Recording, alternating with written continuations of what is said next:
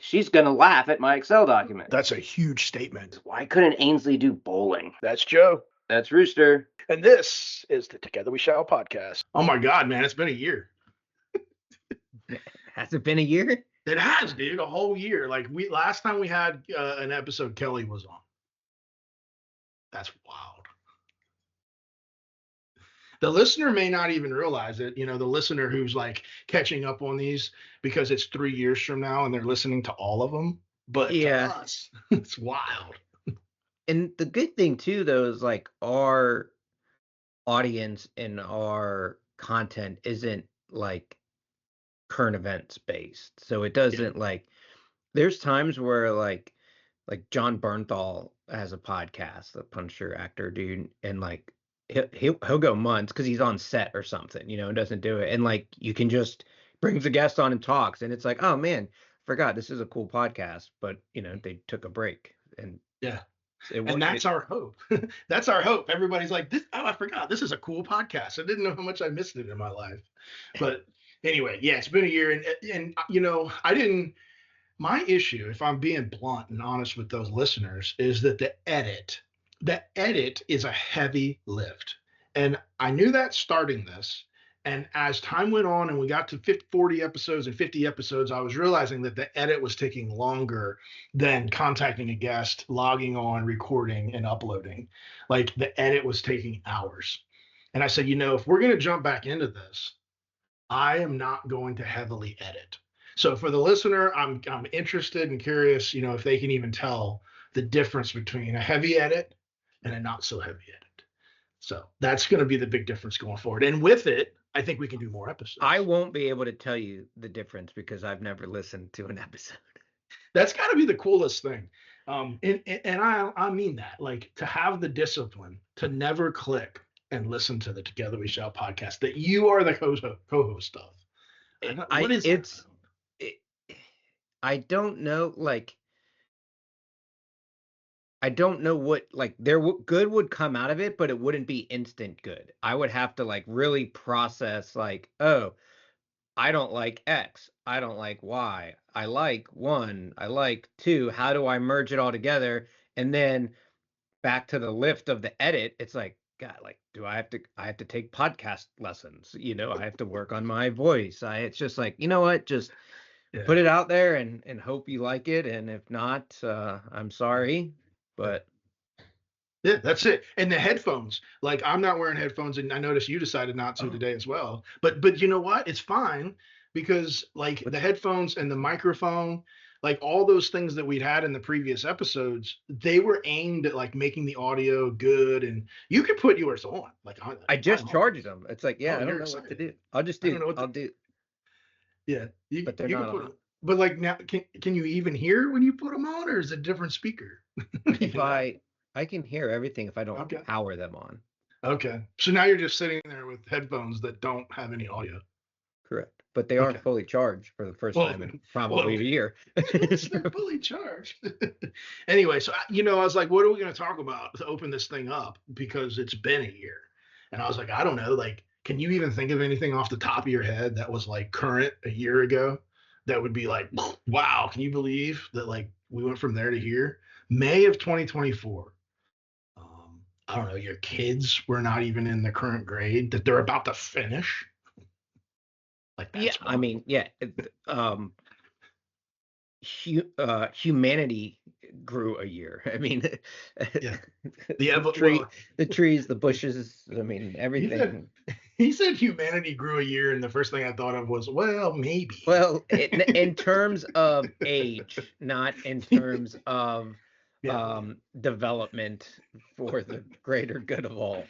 Oh, not the risk of getting into that. We'll just move right along. So, and it's, I mean, at some point, like this, a lot of this stuff has to come up, and it'll be great. Like at some point, we need to bring the guest on because I think she made a post recently about something that's happening in the world of disabilities in the administration, and I just got an email about Hampton Roads schools, which is where you are and your kids went through, and mine would have, about the demand of eliminating DEI. And it's like, so yes, we have not grown in a good way in a year. But yes, Yeah. I'm probably the same height, a little rounder. But it is what it is. Yeah. Well, I've decided to like get regular haircuts in the past year, so that's new for me. I go and see my barber every Oh, two. Huh? What? perfect. So not Lori in the kitchen anymore? No, it's not Lori in the kitchen anymore. I actually Ugh, go to a like a barber. grown Now, up. don't give me too much credit because the grown up, not really. I still go to the United States Navy Exchange Service. So I still go on base for my haircut. A grown up goes to the places that you go to. What are the prices of that on base? I love it. Yeah. So these days you can get a military haircut for $15. The tip, depending on who you are, for me, the best thing they ever did was You don't have to say it publicly. no, what do you think my tip is? What do you think that I tipped the barber? What do you think? $2? Yeah. There was definitely a time where that would be accurate. But these days, how do you not give them a 20? I mean, the An haircut's even 20 or yeah, a $20 tip? Oh. No, come on. What? Okay, that's I'm no, not yeah. getting. I would, yeah, for sure. I mean, yeah. So it's $15 and a $5 tip, which I'm doing the math. That's 33%. That's still crazy to me. So if you're spending 40 a month, which is You're doing math in public right now. I am. I'm like 35 or 40 a month. Okay. No, it's one visit. It's like 4 to 5-ish weeks. I time it around like an event specifically. Yeah. But are you getting your get face groomed too? He just lines it up. Okay. I don't know. but I still do don't know get what that means. I still don't know what that means. like this. I know. Look, I did it today in advance of today. I lined it up. But here's where I win. I get to drink Miller Lights there. Oh, bro. But you're not paying $40 a month if you're drinking Miller Lights there. And sometimes if I get there and like it's a little bit quicker and like I have like, I don't know, a lot of times there's sports on the TV, so like I might have 2 or 3. Okay. Well, that was a softball. So, ladies and gentlemen, it's Miller time. It's that part of the podcast where we recommend you get your favorite drink and enjoy it, toast your friends. And we decided we're going to have this new thing moving forward, not just Miller time, and I say we decided, like Joe and I have not even talked about this, but we're also going to have snack time. So there will be a snack time session, I think. I'm not prepared for that. He's not prepared. See, he's a curveball. So maybe while you think about getting prepared, let's bring Amanda in here. I know she's prepared. She's always got stuff. So Amanda's on mute. We're going to have her come off mute, and we're going to say, go Tigers. What's up, Amanda? Hey, how are you guys? We're stoked, man. Huh? I am good. I took a week's vacation because they told me like 280 hours of vacation is way too much to have. Yeah, that's a lot. And then I would lose it if I didn't use it. So yeah, use it if you don't lose it. That's the thing. And you took a whole week, and so you were catching you in the middle of your vacation.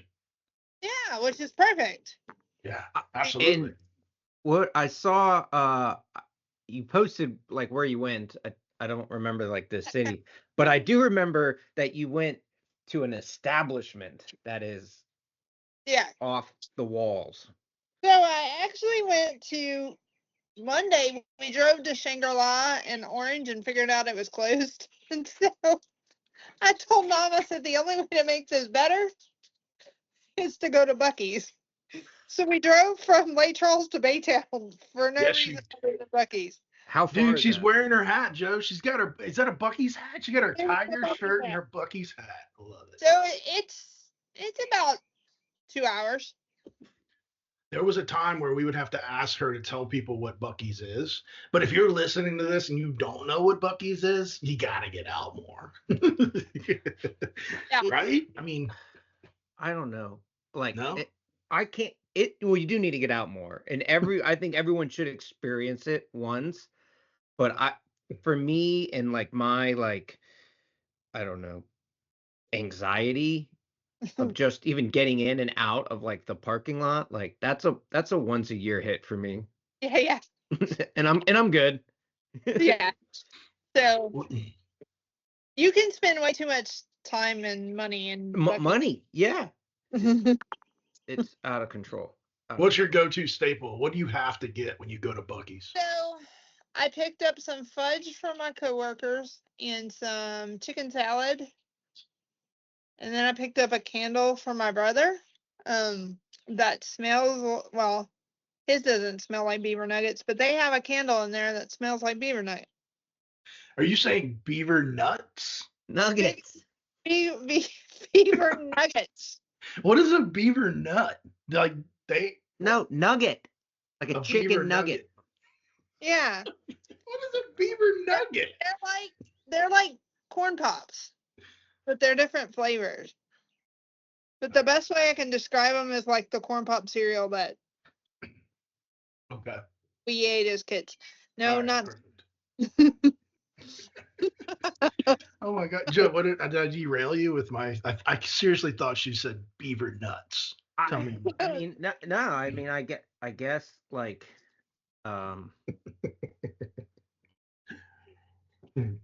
Anyway, so, yeah. But the whole derailing, that's how I feel in Bucky's. Like, I go in there for like a standard bottle beverage. If I'm there, I'm like driving or something, so I like sunflower seeds, and then either probably some jerky or the brisket is like some people say is like the greatest brisket. I mean, I get it because it's good and but it's like I'm not going in there just for the brisket. Like I'm going to just because it's weird. Like I have to just drive by and see it once a year and go in there and go, okay, this is too much. Now I got to get out of here. I don't and like on the merchandise side, I don't like go into it. Like I stay in the aisle, and if there's something on like an end cap that intrigues me, I'll look at that. But I don't like go towards the walls of the merchandise because you'll get lost. You'll spend $1,000 easily. You literally have blinders the whole way. You're like, do not look over there at that Bucky's igloo / Arctic ice chest. So Leanne and the boys had their first experience, whatever, last month when we went, and then that was enough in its own. Like trying to get my stuff, their stuff, keep track of everybody. At one point, like Weston and I were like, we're out. And we paid and we got out of there. I was like, they'll find us eventually. Like we got to get out of here, dude. We can't take it anymore. My go-to item isn't really my go-to item. I got to give Lori credit. It's the vanilla pudding. Oh yeah, I saw that. They got I say vanilla pudding. It's really like, it's got banana. Is it banana pudding? Banana. Yeah, it's banana pudding with the wafers. And anyway, it's $3.99 for like 8 ounces. But for $5.99, you could basically get 16 ounces of vanilla wafer banana pudding. And I'm like, this is great. If I can't eat it all, maybe I can eat it all when we get to our destination. And I'm like, no, I don't think you want to have that sitting in the car all the way there. Eat it cool. Yeah, okay. But it's tasty. And it's funny because you and the boys went with Leanne down there a month ago. Amanda went this past week. And me and Lori went to the Baytown Bucky's literally last week ourselves. So we're giving way too much attention to Bucky's, who's not a sponsor. Yeah. And Did you do a golf tournament recently down here? Yeah. So we went down to Louisiana for Lori's aunts and uncle's 60th wedding anniversary. I said 60. Yeah, you got to make that trip, and did a surprise. So while I was in town, Ainsley's Angel of Southwest Louisiana has been asked to be the charity benefactor of a golf event. And so it worked out well that I was able to go Saturday morning to the golf event and Sunday to the surprise party. But you actually met one of my friends. That's right. They can't go ahead. George. Yeah. Again. George told me. He's like, oh gosh, yeah, Ainsley's Angels. I know about that. You know Amanda? I said, do I know Amanda? I said we recorded a podcast with her a year ago, but you wouldn't know that, George, because we never edited it and released it. But we're gonna do it again this week. But anyway, he's a guy. Yeah, absolutely. When you guys say Baytown, you're talking Texas? Yeah. Yeah. I was like. So we live about 30 minutes from the Texas border. Ish. So driving to Orange was not a big deal.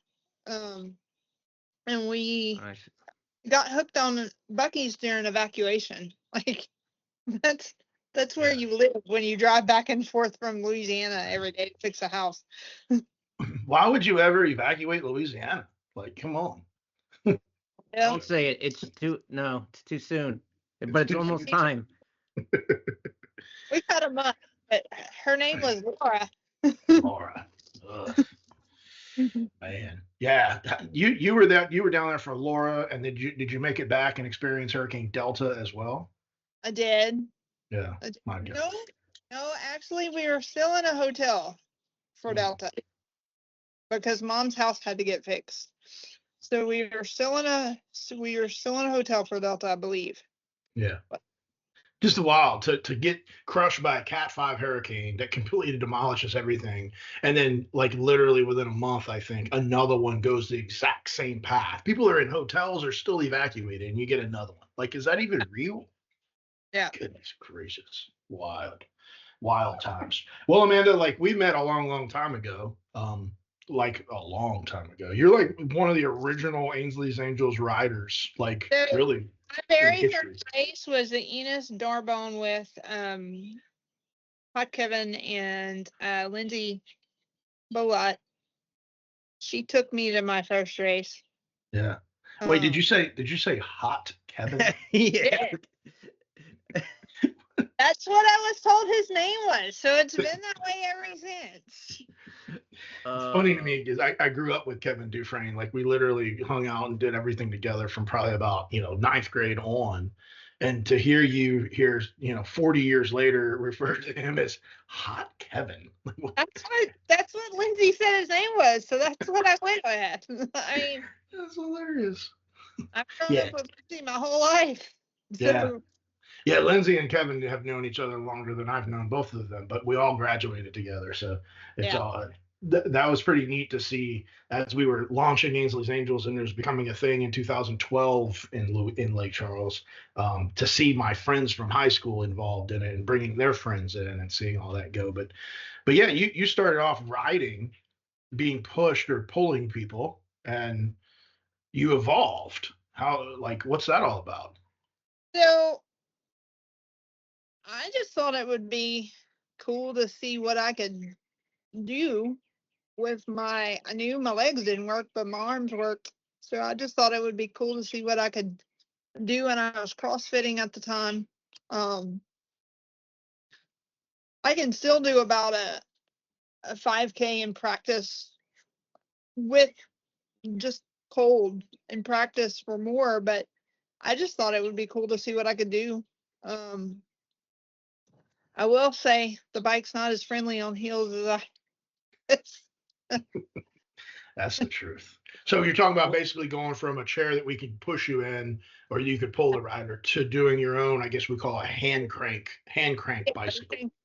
Yeah. So I just wanted to see what one of those was like. And it was so I was never able to compete as a kid. I'll put it this way. I was never able to compete as a kid, like, physically. So I always competed with my brain. But once you get that feeling of, I would always chase Devin. I figured if Devin was behind me, I was doing good. But I would always, not that speed is anything for me, but I would always chase my fastest time. And that became very fun for me to do. Because as a disabled person, you never really think about competing in anything, much less winning at anything. So chasing my fastest time or picking the fastest runner that you can remotely keep up with. And I may be losing at everything else, but I'm faster than my fastest race last time. So that was always fun for me. Yeah, I mean, isn't there like a saying like that the only real competition that matters is the competition with yourself or something? Yeah. I'm like, I don't know. Yep. Sun Tzu or something crazy like that. It's like, because that's, if you can keep competing at yourself to beat your previous, there, look at that. That's like a collector's edition. I'm curious, did Sun Tzu say no? But yeah, and that's why a lot of athletes will keep track of their best performance, their personal best, their PR, their those types of things. And there's something to it. And who better to compete with than yourself? That's good. Yeah. And you I'm did at the you point did. where I'm like wiser, I think, not wiser. I don't know what the word is, but like as I'm starting to run again and I'm looking at it the other way. Like I had some decent run times as a younger runner. Now I just want to experience what the slower ones are. I want to get this way I can better like maybe coach or mentor or explain the whole spectrum of running from fastish to slow. I want to see what it's like back there. And that's Joe how has I'm taking on this. for everybody who's watching, you can see the grin in his face as he's saying these words, and it doesn't really match. Like I'm like, are you sure? Is that really why you're gonna I be able to? I don't know. I mean, trying to get back into running, and I'm 2 months in and I've enjoyed it probably 75% of the time. Hmm. And the 25% where I don't is that like I can't not look at the numbers and say I should be doing better. Hmm. Yeah. And it's that competition with myself where if I try to beat my next time, I'm probably gonna get hurt. So I need to like not do that. And now the competition is just have fun and don't get hurt. What do you make of that, Amanda? As one who studied the Well, mind. number one rule is when it's not fun anymore, there's no point in doing it. So if I ever get to the point where all I'm doing is chasing the numbers or chasing being better than my last or chasing being first or then that's not fun. Um my I mean, I just want to see what my body can do, whether that's last or first. Um to Some people see, say if you're not first, you're last. I've heard that too. I don't know. hey, there's advantages to being last. Talk to me about those. Come on. So when I got hookered into walking a mile one October. This was back when walking was a possibility. And so I was slow as molasses on the crutches. But the whole town came back, and Tanny will tell you about this. The whole town came back and followed me. So they all finished the race, and then I got a whole crowd. So you're technically first because everybody's behind you. Mhm. But I thought that was very cool. It was the Ethel breast cancer walk. Um, it was supposed to be a mile, but the pace car got lost and turned into 3 miles. But I stopped at one. I stopped at 1 mile. Yeah. Yep. Well, yeah, that's cool. So I mean, when it was all said and done, you have a together we shall finish the So, race moment. But everybody behind me, I'm first. my finish line song is "I Can Only Imagine," and my brother Caleb was at the race. He said, "What do you want me to do? You're dying." I said, "Just start singing, like whatever you want to sing." So I had him and Brianna walking backwards in that race with the And they whole thing. I said, "Whatever you do, sing," and he goes, "Okay." And so that's what we did that whole race. But it's moments like that, like it's the memories that matter. Yeah, I love that. Yeah. Ultimately, you could have passed every finish line and won all the races and beat yourself every race. But if we're just worrying about, like you said earlier, the numbers, it's not as fun as if you can have these moments of like just triumph with everybody with you. And yeah, the whole time you were telling that story, you were smiling from ear to ear. It was just Yeah. like you were back at that finish line.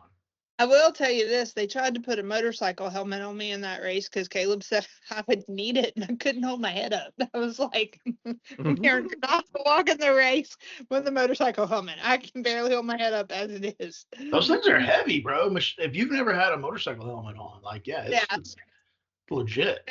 They're heavy. I said I didn't know I needed to do workout just for my head. Like, How are you spending your days these days, other than on social media, putting out every hilarious meme that you come across? Which I want to hear about that too. So I'm a social worker at St. Pat's. I do all the discharge planning. If you need a nursing home, I can get you in one. Um, but mainly that involves if you get sick and can't go home for whatever reason, we find placements, whether it be in rehab, skilled nursing placements, or set up home health or order equipment. That's my main job. So that's what I do on an 8 to 5 basis. The rest of the time I just try to have fun. Yeah. Joe tells me from time to time that there's a new post that you're coming up with. What's what's one of the most recent ones that got some traction? Some of those get me in trouble. So, Facebook trouble or like people like friends or family trouble? well, my mom at this point knows. I mean, she knows, but some of them have got me in Facebook trouble. Like thrown me in Facebook jail because I was making fun of myself.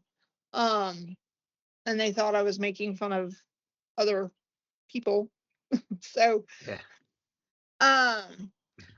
but so not recently, but I posted one about a quadriplegic playing Twister. Quadriplegic, a quadriplegic playing Twister. And basically, one dot on a Twister board was like blown up to like 8x10, and he was sitting in the middle of it because he couldn't move. Oh my god, dude! But did that one get you in Facebook trouble, or that was okay? That one was just fun. My favorite at work is so I never really got the idea of, that song "This Little Piggy Went to Market" until I started working with podiatrists, and they literally like amputate toes. And I was like, man, I thought that was just a fun nursery rhyme. I never thought that was literally like Oh my god, no! amputating toes. Like, so but I try to keep it.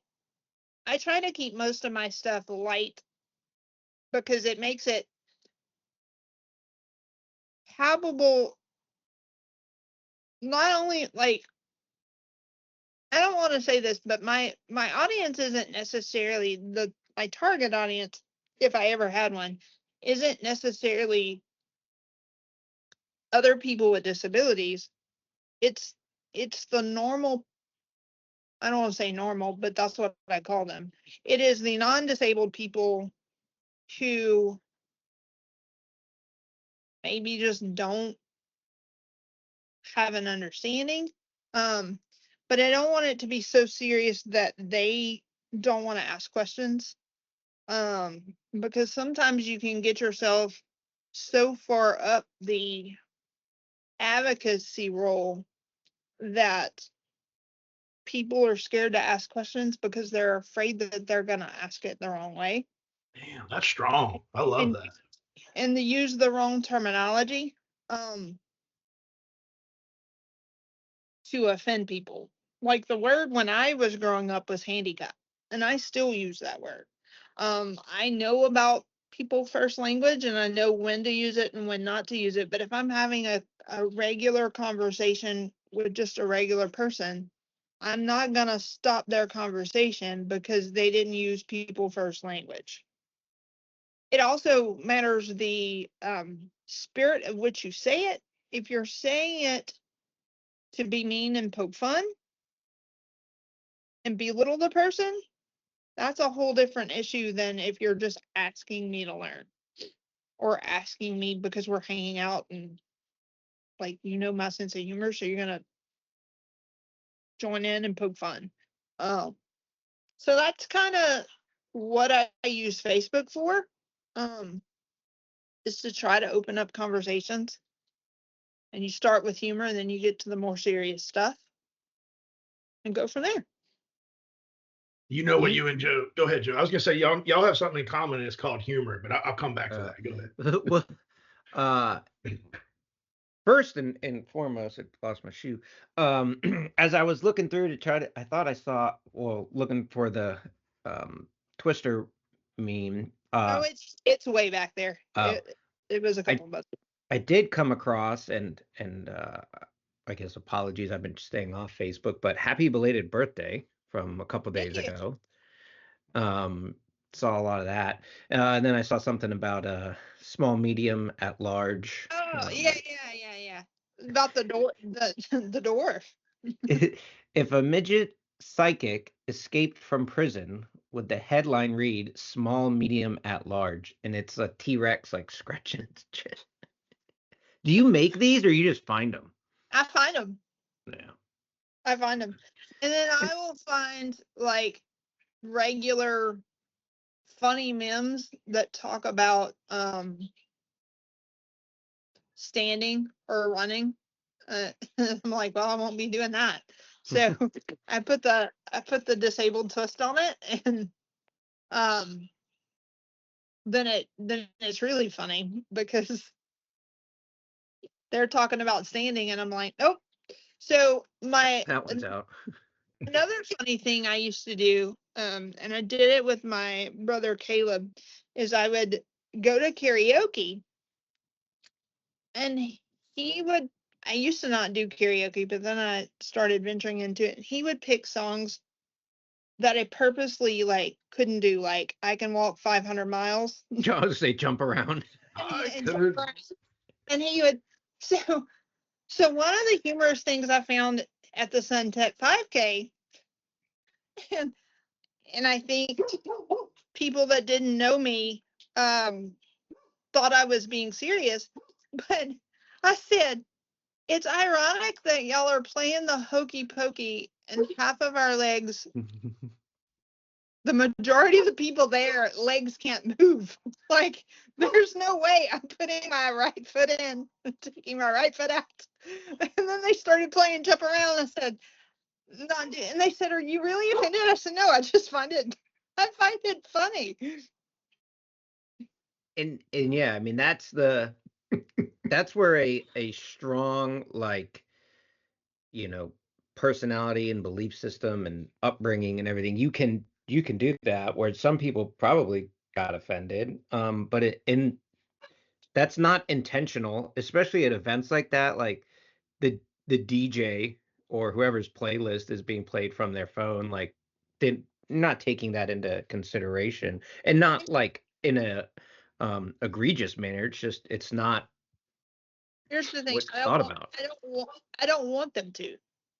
Like, that's where and I don't want any of that about the 5K to change, because when you start overthinking that and you start saying, well, I don't want to offend anybody, then it becomes a very narrow focus and you lose the point of it altogether. I'll put it this way. I don't think anybody was offended. People that didn't know me, like, and I said, no, I just think it's hilarious. Like, but I don't ever want that to be, there's a point when you can overthink inclusion to the point of exclusion. And that's the point where, like, I check out. Like, when you start overthinking things to the point that there's no room to move, then I'm out. That's powerful. I love that. The idea of becoming paralyzed, literally, like not physically paralyzed, but like mentally paralyzed because you don't know what you can say and can't say. You overthink a playlist of songs because you don't want that song to have a lyric that upsets somebody, and then you are just stuck. And then when you're stuck in a spot, to your point, you're not included. You're excluded because you're on an island by yourself. Like I love that you said that. Thank you. It doesn't build bridges with and I'll use the word that I use, with the normal people. Like, inclusion always talks about normal or non-disabled people building bridges to disabled people. The bridge has to also be built the other way by the disabled community. And if the disabled community chooses not to let non-disabled people in, that's our fault.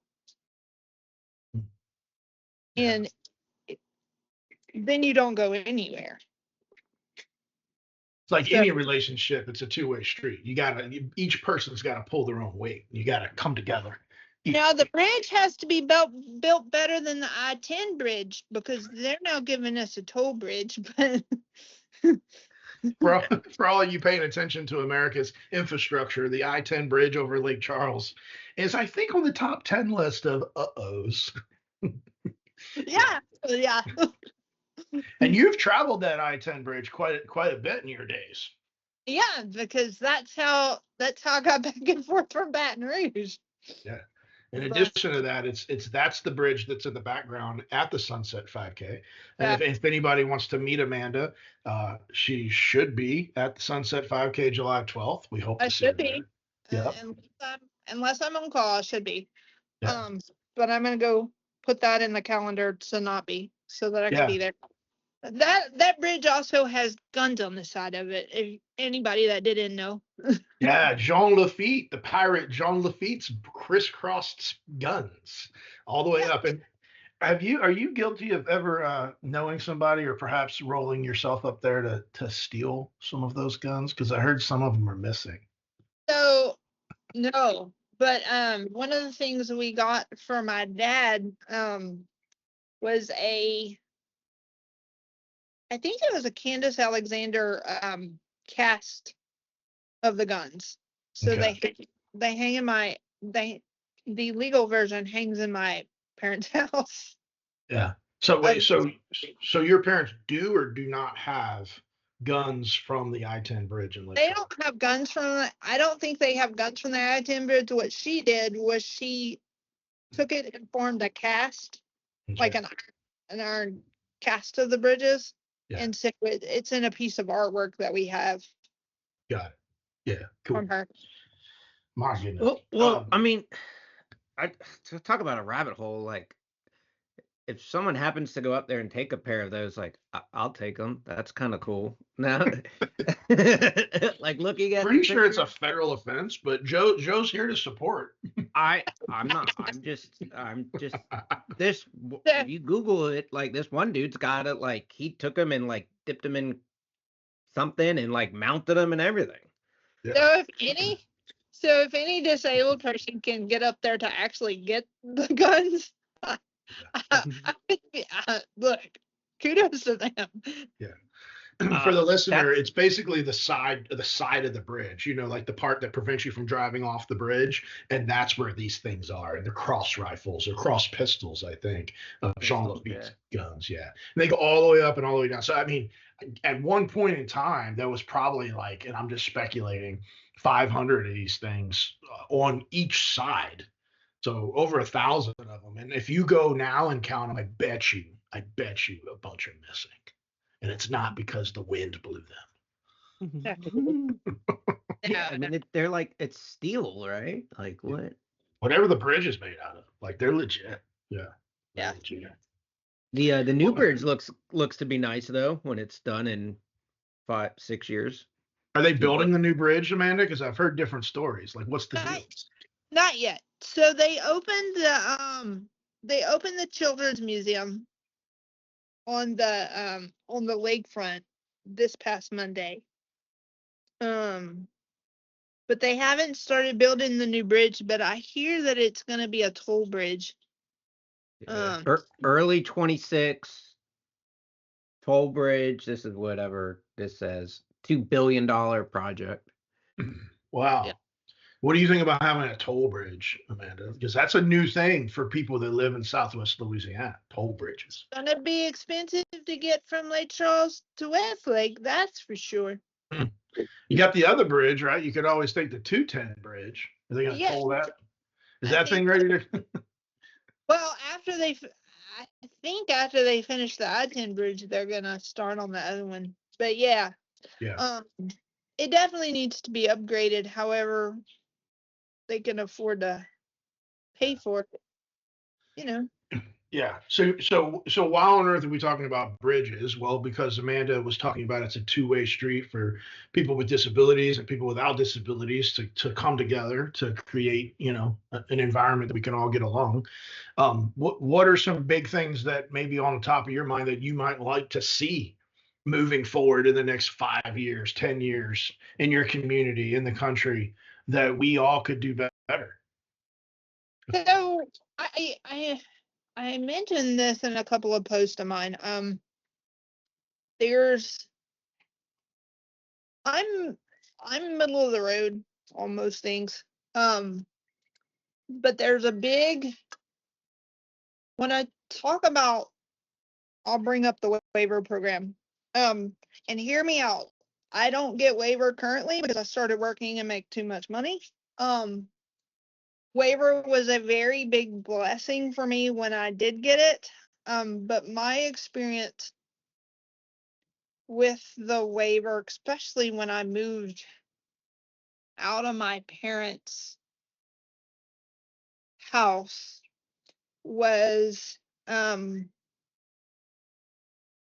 had to walk the line between being disabled enough versus not being too able-bodied that they cut my hours.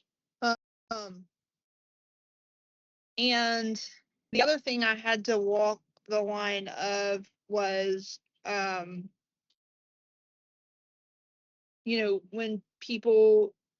your workers didn't show up, they sometimes would tell you that they're gonna send somebody in. And I was just functional enough where when that didn't happen, I was able to make it work. But I really wish that there are some people that it's a big hardship on the family because they either have to not work to care for their kid. And hear me out. I don't have an answer. I don't have an answer for this. But like I said, waiver is a blessing. It's just scary. And this is one of the reasons that I chose to work, because I could. It's just scary when you start talking about every year, am I going to be worried about my hours getting cut? Am I going to be worried about not having someone? Because the older I get, I mean, I started out walking.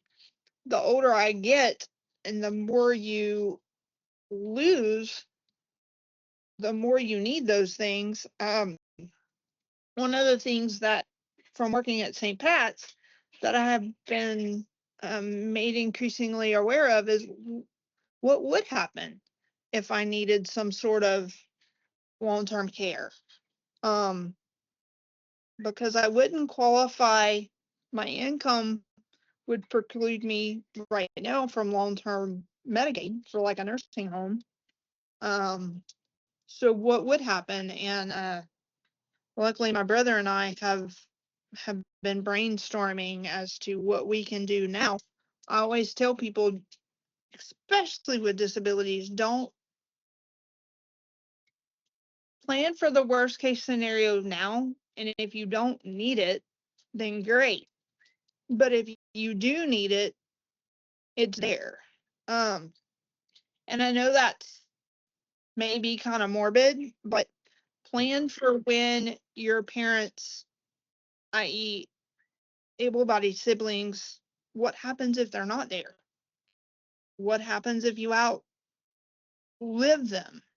Like, plan for that now, and then if you don't need it, great, But that's just something that, like, I've faced, that you don't think at 42 years old that you're gonna face. I mean, I always thought that I would face the loss of my parents, but my backup was my brothers. And I hate to say that. That was never the intention of having siblings, but we all kind of had an understated rule that that was my backup. Well, we had to really start thinking about several years ago. Yes, that's great, but what happens? That can't be your only plan, if that makes sense. And so Yeah. develop programs for that. Kelly hit on that a little bit when we talked, Rooster, about like not necessarily from a program perspective, but a life and financial management planning. Like, and I think that's more and more in today's society, regardless from the disability community or not. I mean, that's something that, in probably the last 10 years, I've heard like financial management, financial planning, stuff like that being heavily discussed to ensure that's in schools. I mean, imagine if we had that, maybe it would be better, for our generation. I mean, there's a handful of us that, do good things in terms of financial security, but like planning for the future at large is something that I think like I hate to say like as a society we don't do, but we don't really do. It's like and I tell my boys two is one, one is none. Like have a backup plan, like ensure that, and that's that military mindset. But the same thing, like having to plan it's uncomfortable to think of why you're planning, and I Right. think that's why people don't want to do it because they're like, oh, heaven forbid it's not going to happen to me, or it's just to sit down and pen to paper something. It's uncomfortable, but yeah, I mean, I probably didn't really do that until 5-ish years ago, and then a lot more when my dad died. But I think like doing that pre-40 was good. I mean, I have peers that aren't thinking like that, despite people telling them to. It's a tough path to navigate. I will tell you this, I am very grateful that I how you didn't have to push me out of the nest. I kind of jumped. Um, but I'm very grateful that I did because I don't have to worry about figuring out how to live on my own. Now I don't know how long I'm going to be able to do that. But I have my plan was let's do it while I have natural supports here. And then if we need to make adjustments to it, have the support system to do that. As opposed to, I had a situation that I ran into with an older couple, and they had a grown adult who was disabled, and they literally did not sign up for things if they didn't need it. So they didn't sign up for waiver. They didn't sign up for Medicaid. They didn't sign up for Social Security, which is great because they didn't need it. Their thought was they're at home with us. It's good. But then, when dad had to have this heart surgery, they didn't have sitters. They didn't have, and it's scrambling to figure out. And they also didn't have the other natural supports. It's scrambling to figure out, okay, how are we going to have dad's heart surgery and take care of and he literally like refused the heart surgery because there was no one to take care of the disabled adult at that point. It's wild to think about. Really wild to think about. And so to take all that and surmise it, essentially what you're advocating for here is for those with any special need, but also those who are navigating as caregivers, to do the work and to set the conditions for the future so that it's there when and if you need it. And as Joe alluded to, Kelly came on in episode 48 of the podcast. She's with Mass Mutual Special Care, and she talked to us about special needs trusts and a whole bunch of other things. You mentioned your brother Samuel. You didn't mention him by name, but Sam's a New York Life agent, I believe, who does like special needs estate planning and seminars for folks, right? Yeah, so he does all kinds of stuff. He does life insurance, like he was able to get me a life insurance policy. We are working on setting me up an annuity because of CP, I don't qualify for long-term care insurance. It's one of the exclusionary diagnoses. But we unfortunately, you can either take life's hard knocks as setbacks or figure out what lessons to be learned from them. But yeah, he's doing that type of stuff. And he said, because my house got stairs, you can't move in. That's what he said. He said, "Sister, you're not moving in with me. I got stairs in my house." That's sibling love right there. He didn't say that. He didn't say that directly, but I thought it. I was like, I can't move in with you. Your house got stairs. But just so that I have options as opposed to having to have that knee-jerk reaction of we just got to take what we can get. But yeah, he's doing that type of stuff for his job, and he really loves it. And he's got experience of questions that people don't even think to ask. Yeah. Until they're in that situation. So. Here's a question for you for your specific situation, Amanda. You talked about not having waiver and then not being eligible for long-term care because you make too much. But if you need long-term care, I would assume that you're not able to work, correct? So then, like, wouldn't you then qualify for wait, or you'd have to apply and wait and all So that? I may be wrong on this. If Tanya's watching this, I may be wrong on this, but Oh, she's not watching. Don't worry. So waiver is income based.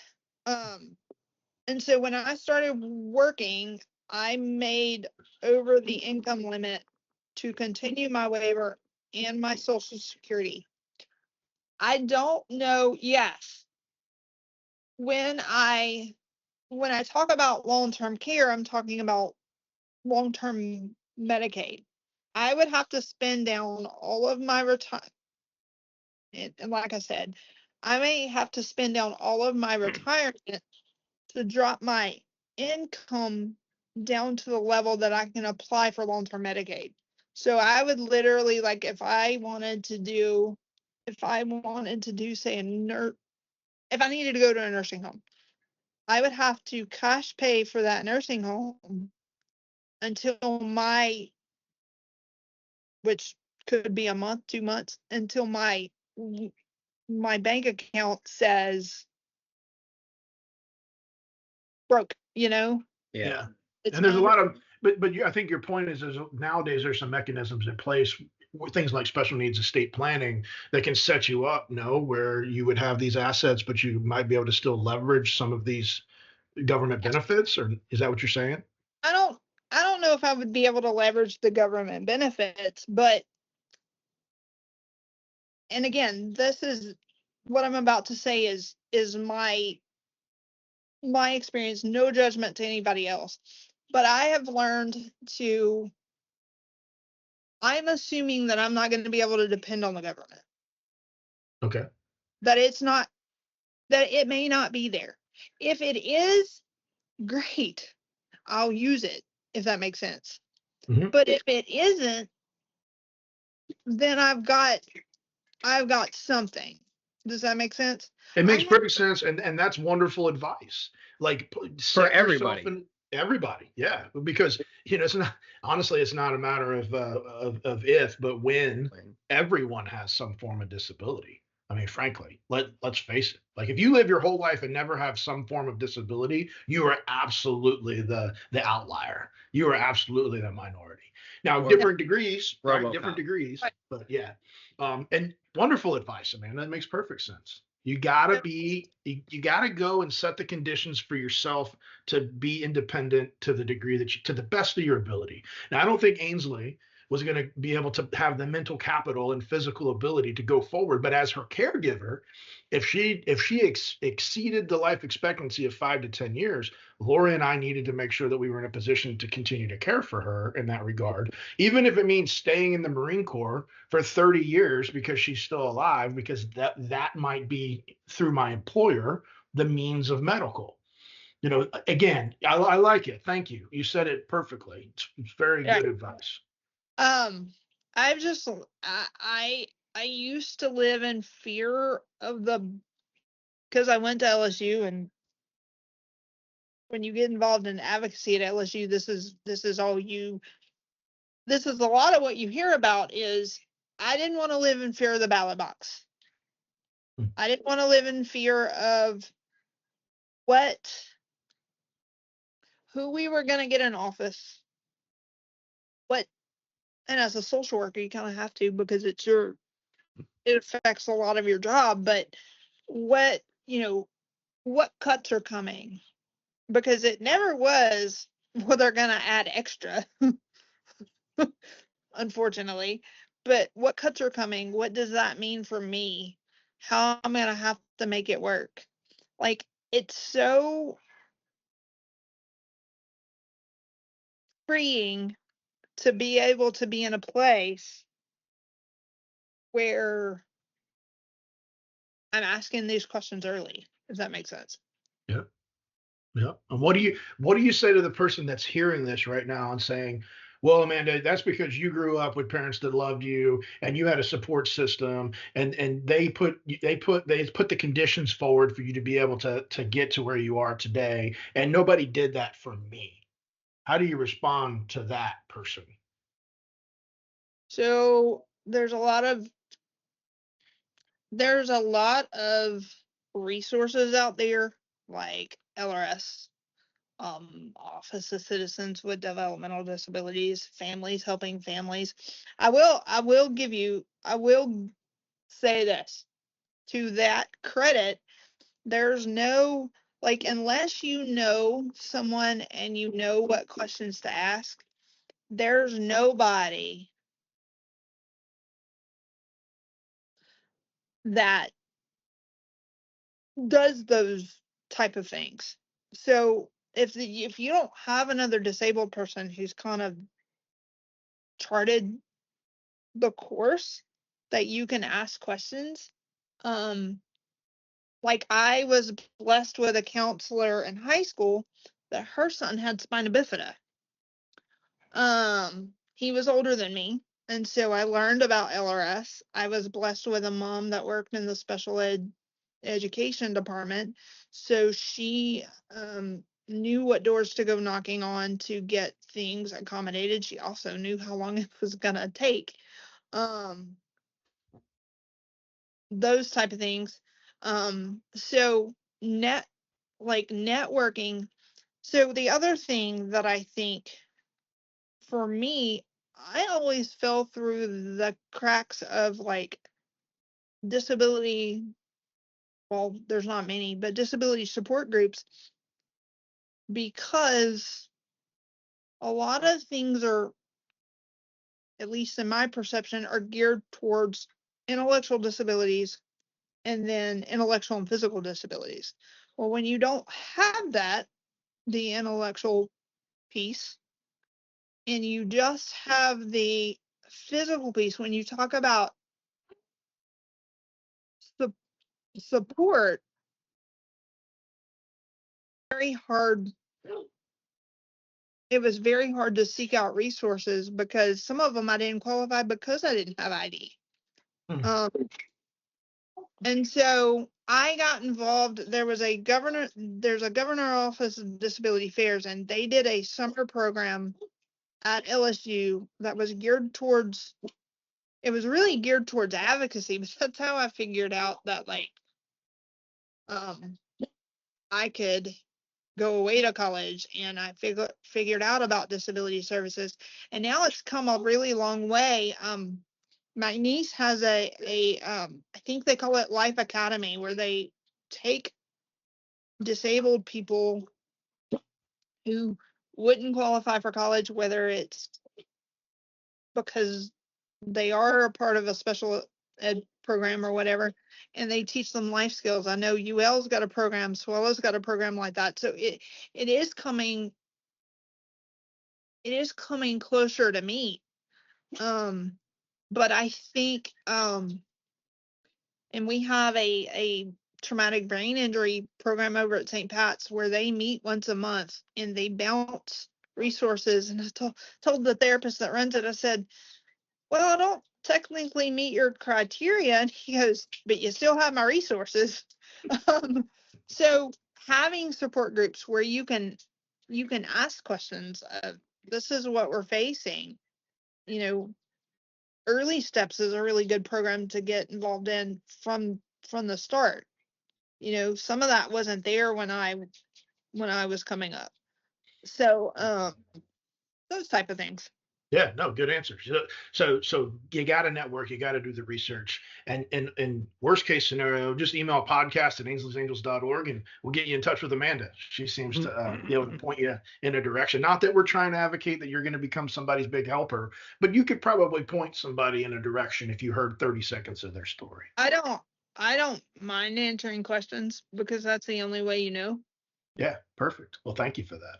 We will we'll see if anybody emails and wants to pick your brain on things. And each state's different, each community's different. I mean, you listed a couple of colleges just now, and each one of those colleges would have different experiences, which gives me a moment here to say thank you, because you taught me something. I used to always introduce you as, this is my friend Amanda, she's a 2-time LSU graduate. Remember when I used to do that? And then you finally told me, not directly but in a post, you addressed how that maybe made you feel. Yeah, and I don't mind it personally, but my thought is, how does it make other people feel when their kid can't do that? And I'll give you an able-bodied example. High school sports is a big deal, and popularity comes with high school sports cheerleaders. Think about the most popular kids that you went to high school with, and that's of no fault of their own. And I'm not taking any, I don't necessarily believe in participation trophies, so I'm not taking anything away from what they earned. But my thought was, growing up, I can't do that. Like, no matter how hard I try and no matter how much inclusion that there is, I will never play, and I'm a big sports fanatic. I will never play basketball, whether it be adapted basketball maybe, but I will never play competitive basketball in a high school, much less anywhere else. But that doesn't make me less of a person just because I can't do that. But I do like the bridge to that is they are starting with these things that disabled people can say. I went to college, and guess what? It's college for them. It's learning the life skills that they're going to need. And they get to hang out with regular college students. I think one of them I saw on a news story, like they joined a sorority. I don't know if that's available in locally, but they were able to join a sorority and do those type of things and that's just as beneficial for them as it is for the other people. No, you're right. Lainey Warner, in fact, Lainey. Yeah, Lainey, she went on to college. She joined a sorority. She did the whole thing. We probably should get her on here one day. Maybe her and Poppy can join us, Joe. But yeah, I mean, you're right. We are seeing more opportunities along the way. And ultimately, what you were sharing, I think, was like, if I'm just going to label you as, this is my friend Amanda, and she's a 2-time LSU graduate with an undergrad and a graduate degree. And the point here is like, I was saying that almost in a way that was like, can you believe that my friend Amanda, who has these disabilities, went to LSU and independently navigated undergrad and grad degree. Like the spirit of my statement was to celebrate your accomplishment, but like I was making such a big deal about it that it was almost it could be perceived in a different way. And you brought over that advocating, right? over advocating. By the way, I still can't believe I did that. Yeah, no, me neither. I think it's the very we were somebody and I were talking about this. The very first day I was there, I flipped my electric wheelchair off the back of some stairs because I fishtailed. So when your electric wheelchair doesn't work and for the first time you can't rely on your parents, welcome. welcome to life. But I learned that that's okay. Like that's not going to be the end of the world. I learned what wheelchair repairs were like. Well, the thing that I often like to talk about is when you went to LSU and they gave you that brochure that's like top 10 things you should do while you're going through your Tiger journey. And of course, you know, I don't know the list because I'm not a Tiger grad, but one of them was go do what? One of them was run around the lakes, and the other one was to climb the stairs of in the Rocky style of the law building. And I was like, I'm not doing that. By the way, I did both of those. Yeah. So yeah, never say never. Never say you're never going to play basketball with a bunch of quote able-bodied people, because I've seen you accomplish some pretty badass things. I will tell you, wheelchair basketball is brutal. Like they have a league down in New Orleans, and I have a friend that plays. And you want to talk about busting knuckles, like whipping it on. Yeah. I'm surprised that in wheelchair rugby, like there's not more concussions. Some of those collisions are gnarly. Yeah, not signing up for that. But of course, anybody who knows you, Amanda, knows that you did go on to run around the lakes of LSU because you told Hot Kevin at a race, hey, one day I'd like to run around, and they have the Louisiana Marathon, and I'd like to do it. And one thing led to another, and you were the first ever duo team, even though we brought Hot Kevin, Tanya, and me. We were more than just a duo team. There's four of us to run around the lakes of LSU as part of Louisiana Marathon. That opened the door through your advocacy and, frankly, just your vision to do it. For hundreds to do that race. So some people may not know that. Thank you. We learned what running over an overpass the size of 210 was like at mile 2 and mile. What? Did you ever do that one on your own? Did you ever hand crank that one? Louisiana half? Do you really want to open that? I think she does. I think we do. Go ahead. Answer the question. Let's get the time. I don't know what I just did, but look at the I haven't. Haven't you? Why haven't you done that, Amanda? Is that an option? At this point in life, anything's an option, but I don't have like some backdoor, agreement already. So will Louisiana let me do it? That's a great question. We should probably ask our podcast buddy Pat Fellows, who came on in episode 20 something. We should probably revisit it. But your point is that if they would have you, you would love to self-propel yourself at the Louisiana half. Here, at least Louisiana half. So here, I'll throw this out there. If I need to do a proof of concept, now there would have to be somebody to push me over that overpass. Because I don't think was part of the spirit of my question. Curious when you came down how that was. Oh no, down would be great and fun. It's the hand cranks lock out after you do a certain. So I would need some help pushing. But if you wanted to now if I did this wouldn't stop at the 5K. But no. We have the larger plan in mind. It's a full marathon in your nation's capital. It's Washington, D.C. Yeah. So if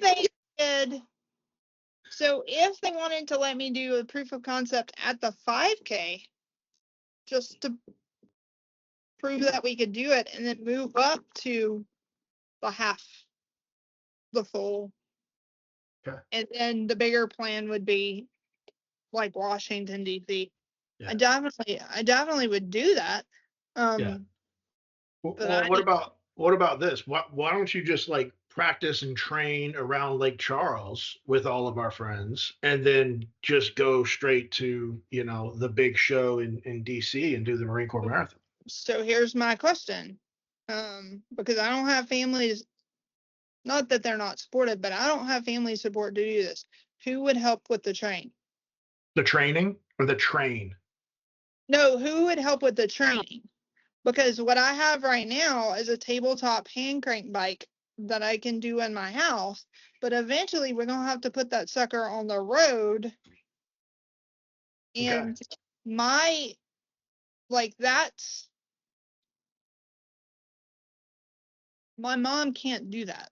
Okay. My brothers can't do that. So where would I mean, there's been a few names that have been mentioned a couple of times on this podcast. One rhymes with Nevin and one rhymes with Anya, and I think both of them should participate. So here's what we just did, Amanda. We brought you on together with Kevin Michelle. We brought you on this. Go ahead. Committed her to something that she doesn't even know she's committed to. That's the beauty of it. The Together We Shall podcast is a recorded and then published show. And so we'll see how many of our friends in Southwest Louisiana, because you're going to share this. I know you will. And maybe Tanya or Devin or Hot Kevin or Lindsay will hear this and be like, you know what, I can dedicate 30 to 60 minutes a week to go and following Amanda as she does circles around the Civic Center and as she grows her endurance and her abilities. Like, where there's a will, there's a way, and together we shall, by gosh. That's 6 months. So I was thinking, because I've done one half marathon. Mm-hmm. I think it was Park to Park. Yep. So I can't remember if it's Park to Park or the other one through Sam Houston, but I've done a half marathon. Yeah. In October is the Marine Corps Marathon. So the question is, like, could you be ready by then? Would you logistically be able to get to DC?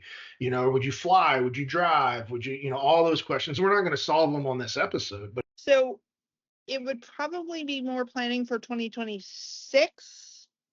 I heard it here first. Because that 2-year vacation. Yeah. That I only take a vacation every 2 years. They Okay. tell me to take it more. My PTO replenishes in September. Okay. So we would have a little over a year, but it would also be logistics because natural supports. Yep. You see what I'm saying?